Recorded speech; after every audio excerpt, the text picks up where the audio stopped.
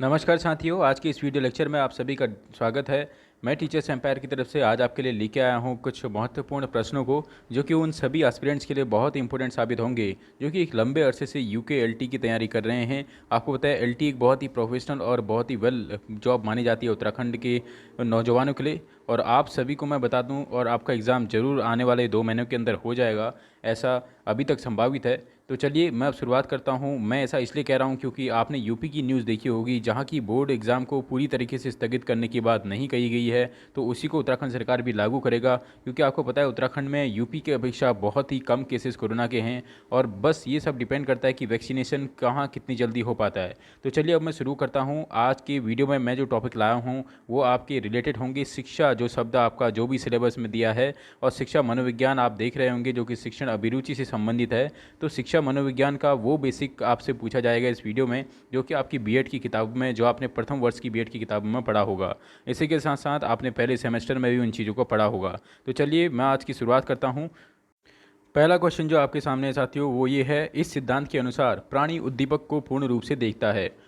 किस सिद्धांत के अनुसार प्राणी उद्दीपक को पूर्ण रूप से देखता है? ऑप्शन ए है आपके पास साहचर्यवाद, पूर्णवाद, गेस्टाल्टवाद या प्रकार्यवाद। इसका जो सही आंसर होगा वो होगा ऑप्शन नंबर सी, गेस्टाल्टवाद। आपको पता है गेस्टाल्टवाद इस तरीके का उन्होंने एक एग्जाम्पल दिया था। उन्होंने कहा था यदि अगर आप गौर से देखेंगे तो एक आदमी कहता है कि ये तो इंसानों के दो चेहरे हैं, लेकिन अगर आप इनको गौर से देखेंगे तो ये आपको एक गुलदस्ता नज़र आता है।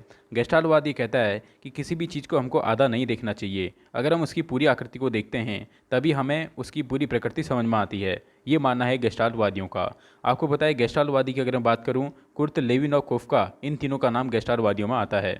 अगर मैं बात करता हूं उसमें पहले ऑप्शन यानी साहचर्यवाद की, तो साथियों अगर आपने बीएड की पुस्तकें पढ़ी हैं उत्तराखंड एलटी के एग्जाम के लिए, तो आपको ये शब्द भली भांति आप इन सभी शब्दों से लगभग आप परिचित होंगे। तो साहचर्यवाद की अगर मैं बात करूं, जॉन लॉक को इसका जनक माना जाता है। आपने जॉन लॉक का नाम अक्सर आपने अपने पहले ईयर में जरूर सुना होगा, जॉन लॉक जो कि साहचर्यवाद के जनक माने जाते हैं। अगर बात की जाती है प्रकार्यवाद, तो प्रकार्यवाद का जनक हम लोग बोलते हैं विलियम वुंट साहब को।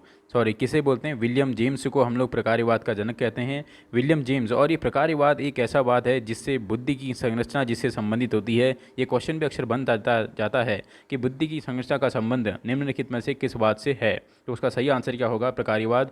अक्सर आपने देखा होगा कि बुद्धि वाला टॉपिक भी आपके उत्तराखंड के सिलेबस में है, इसलिए ये वाला टॉपिक मैंने आपको यहाँ पे बताया। अगर मैं बात करता हूँ किसकी, पूर्णवाद, तो पूर्णवाद नाम का कोई भी शब्द ऐसा है नहीं, बस ये खाली लुभावने वाला ऑप्शन आपको उत्तराखंड यूकेएसएससी देगा, क्योंकि इसने छटनी भी करनी है आप लोगों की। तो चलिए अब बढ़ता हूँ नेक्स्ट क्वेश्चन यानी क्वेश्चन नंबर 2 की ओर।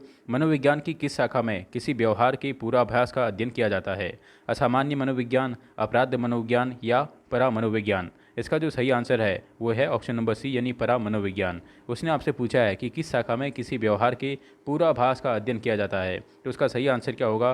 प से पूर्वा और प से परा मनोविज्ञान। ये मनोविज्ञान की एक ऐसी शाखा है जिसमें आपके पूर्वाभ्यास यानी आप कोई चीज़ जब करने जाते हैं उससे पहले आपका किस तरीके का नेचर होता है उस चीज़ का इसमें अध्ययन किया जाएगा। अगर मैं बात करूं असामान्य मनोविज्ञान की, तो असामान्य मनोविज्ञान में अक्सर आपने देखा होगा इसमें जो मनोरोगी होते हैं, जो भी थोड़ा बहुत मेंटली आपके रिटार्डेड होते हैं, उनका अध्ययन आपका असामान्य मनोविज्ञान के अंदर किया जाता है। अगर मैं बात करूं अपराध मनोविज्ञान की, तो अपराध मनोविज्ञान में जो भी ऐसे अपराधी प्रवृत्ति के जो बच्चे होते हैं उनका अध्ययन अपराध मनोविज्ञान की शाखा के अंदर किया जाता है। ये बेसिक से क्वेश्चन मैं इसलिए बना रहा हूँ क्योंकि उत्तराखंड ने अपने सिलेबस में शिक्षा मनोविज्ञान यानी शिक्षण अभिरुचि शब्द को शामिल किया है। तो अगर उसका बेस भी आपसे पूछता है तो आप उसमें क्लेम नहीं कर सकते हैं कि आपने सिलेबस से नहीं दिया है। बढ़ता हूँ अब मैं आपका क्वेश्चन नंबर 3 की ओर कि भारत में मनोवैज्ञानिक तरीके से शिक्षण प्रशिक्षण की शुरुआत भारत में मनोवैज्ञानिक तरीके से शिक्षक प्रशिक्षण की शुरुआत कब मानी जाती है? शिक्षक प्रशिक्षण को हम इंग्लिश में बोलते हैं टीचर्स ट्रेनिंग।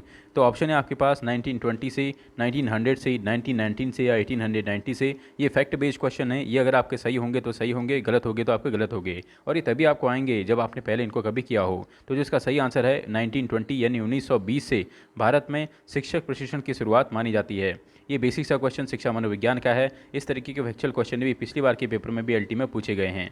तो चलिए अब मैं शुरुआत करता हूँ साथियों। इससे होगा क्या कि आपकी एक एमसीक्यू अप्रोच बनेगी। आपको पता है एग्जाम क्वालिफाई करने के लिए स्पेशली उत्तराखंड में एलटी का अगर आपने एग्जाम क्वालिफाई करना है तो आपको कंटेंट तो आपको बहुत सारी किताबों में मिल जाता है, लेकिन मेन है आपकी एमसीक्यू अप्रोच कितनी डेवलप हो रही है, और वो आपकी डेली की डेली इस तरीके की वीडियोस को देख के डेवलप होगी। इसलिए आज की इस वीडियो का मेरा टारगेट रहेगा 100 लाइक्स और 10 शेयर्स। ये टारगेट पूरा होते ही टीचर्स एम्पायर आपके लिए ऐसे ही बेसिक क्वेश्चन क्वेश्चनों की सीरीज लेके आएगा। ध्यान रखिएगा, ये क्वेश्चन विभिन्न यूट्यूब चैनलों से केवल वही क्वेश्चन है जो कि आपके सिलेबस के अकॉर्डिंग है। इसमें सिलेबस से बाहर का कुछ भी नहीं होगा।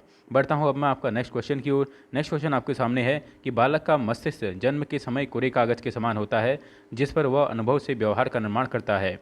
ऑप्शन है ए है आपके पास जॉन लॉक, गेस्टाल्ट, मैकडूगल या ऑलपोर्ट। ये बहुत ही फेमस डेफिनेशन है, आप सभी ने इसके बारे में सुना होगा। तो जो इसका सही आंसर है साथियों वो है ऑप्शन नंबर ए यानी जॉन लॉक।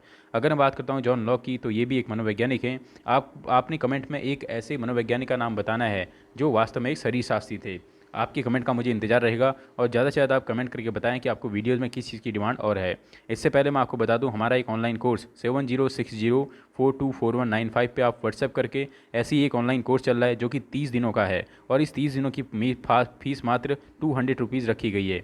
ध्यान रखिएगा 200 रुपीज़ 30 दिन के लिए होंगे जिसमें आपको उत्तराखंड के LT के सिलेबस के ही अकॉर्डिंग राइटर्स कराए जाएंगे और जो भी आपके सिलेबस में दिया गया मनोविज्ञान में वो सभी चीज़ें आपको कराई जाएंगी और जिसमें आपको 150 से लेकर के 250 तक का MCQ मिलेंगे और ऐसी PDF आपको दी जाएगी। तो चलिए अब मैं शुरुआत करता हूँ। जिसे भी कोर्स के बारे में जानना है इसके डिस्क्रिप्शन में आप जाइए, आपको सभी चीज़ें वहाँ पे मिल जाएगी।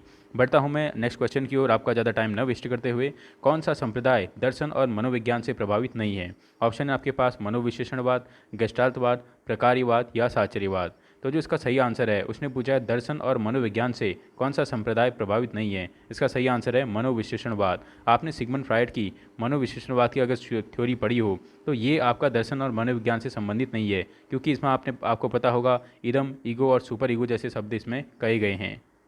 अब अगर ये थ्योरी अगर मनोविज्ञान या आपके दर्शन शास्त्र से संबंधित नहीं है तो आखिर ये थ्योरी होगी किससे संबंधित? दरअसल बात यह है इसमें उन्होंने चिकित्सकीय कार्य को इसमें उन्होंने दिखाया है, यानी ये जो उनकी थ्योरी है वो आपके चिकित्सा कार्य से प्रभावित है। इसीलिए मनोविश्लेषणवाद के सिद्धांत को दर्शन और मनोविज्ञान से प्रभावित नहीं माना जाता है। बढ़ता हूँ अब मैं क्वेश्चन नंबर 6 की ओर। क्वेश्चन नंबर 6 जो है वो है आपके सामने वर्तमान मनोविज्ञान के युग को क्या कहकर संबोधित किया जाता है।